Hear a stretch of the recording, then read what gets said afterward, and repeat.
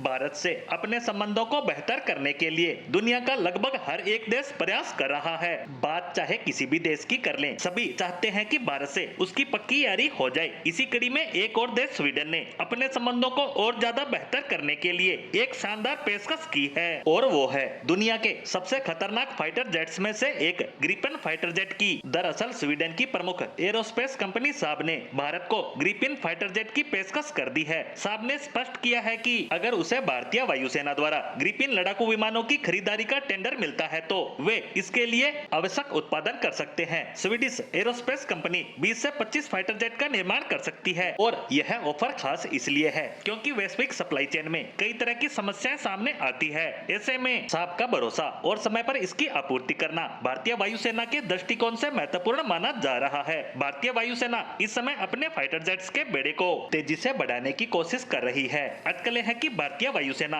हर साल कम से कम 18 fighter jets का उत्पादन करना चाहती है ताकि अपने बेड़े को सशक्त किया जा सके। स्वीडन इस लक्ष्य को पूरा करने के लिए सहायक हो सकती है। साब ने अपनी तैयारी को स्पष्ट कर दिया है कि वह जेट्स की डिलीवरी समय पर कर सकती है, और अगर भारत इस पर आगे बढ़ता है तो इससे भारतीय वायुसेना को महत्वपूर्ण तकनीकी और सामरिक लाभ मिल सकता है। बता दें कि ग्रिपेन का इंजन 50 फीट तक लंबा होता है और ये 28 फीट लंबे पंखों के साथ उड़ान भर सकता है। ग्रिपेन ज्यादा बड़ा फाइटर जेट तो नहीं है, लेकिन 16,500 किलोग्राम वजन के साथ टेक ऑफ यानी उड़ान भरने की ताकत रखता है। मिशन के समय यह मात्र 10 मिनट में तैयार हो सकता है, और जरूरत के समय में इसके इंजन को मात्र 1 घंटे में ही बदला जा सकता है। स्वीडन की इस पेशकश के साथ साथ अमेरिका और रूस जैसे अन्य देशों ने भी भारतीय वायुसेना के लिए अपने लड़ाकू विमानों की पेशकश की है। कुछ दिनों पहले ही अमेरिकी कंपनी ने भी भारतीय वायुसेना के लिए अपने लड़ाकू विमानों की पेशकश की है, और इसके तहत अमेरिकी कंपनी के सीईओ ने भारतीय प्रधानमंत्री से मुलाकात की और दोनों के बीच लड़ाकू विमान और एमआरएफए डील के लिए बातचीत हुई। और अब एक और देश स्वीडन ने